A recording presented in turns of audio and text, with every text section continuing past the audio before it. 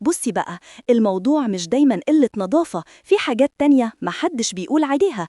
أول حاجة، الاحتكاك على طول من الهدوم الضيقة أو القماش اللي مش قطن.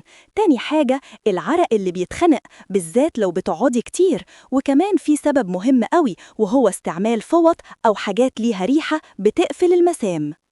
اللي بيحصل إن المسام بتتقفل وبتتحول لحبوب ملتهبة أو نقط صغيرة بتوجع، وده غير خالص حب الشباب اللي بيطلع في الوش. والحل بسيط بس عايز مداومة. استخدمي غسول خفيف فيه حمض الساليسيليك مرتين في الأسبوع. بعد ما تاخدي شاور نشفي جسمك كويس قوي. لو الحبوب بتوجع قوي أو فيها صديد روحي لدكتور جلدية. بصي بقى يا ست الكل، هقولك بقية الخطة، بس اعملي لايك وشير عشان الفيديو يوصل للناس كلها وتستفيدي. البسي لبس قطن واسع وفضفاض. غيري هدومك بعد التمرين أو لما الجو يكون حر قوي. وخليكي فاكرة إن جسمك يستاهل تدلعيه وما تتكسفيش. الحبوب اللي بتظهر في المؤخرة دي مش عيب ومش معناها إنك مهملة.